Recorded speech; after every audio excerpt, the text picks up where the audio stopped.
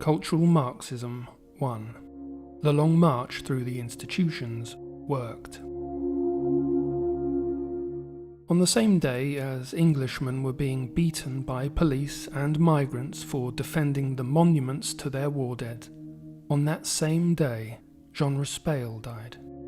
You might remember a video I did some while back on Raspail's book, The Camp of the Saints. It was in this book he predicted the end of Western civilization through mass Third World migration, assisted by the anti-whites who held open the gates for the Trojan horse of multiculturalism.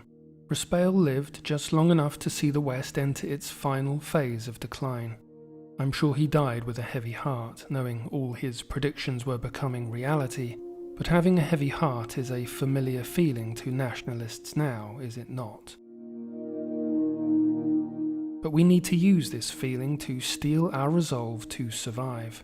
We want better for future generations, and that work has to start now.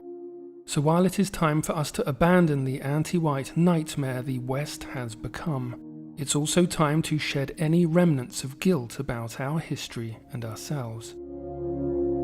If you still feel bad for colonialism, don't. The Africans would have happily colonized us if only they had been able, but of course they wouldn't have given us independence.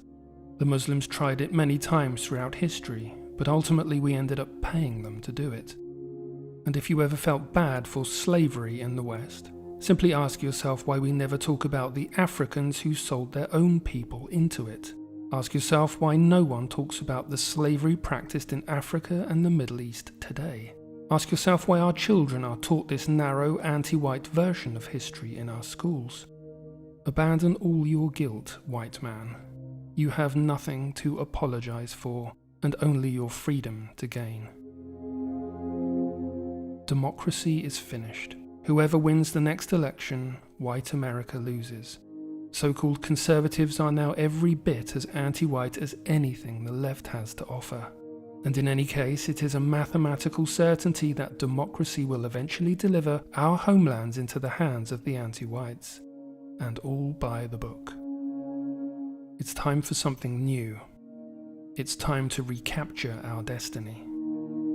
After the West has crumbled, the uniquely brilliant spirit of the European peoples who built it will live on through those of us awake to the peril we are facing, and who meet it with courage and honesty. We will survive. We will rebuild. But preparing and raising the consciousness of our people is our main task for now. For the sake of your children, for your own safety and dignity, it's time to take your own side in this struggle. We need you.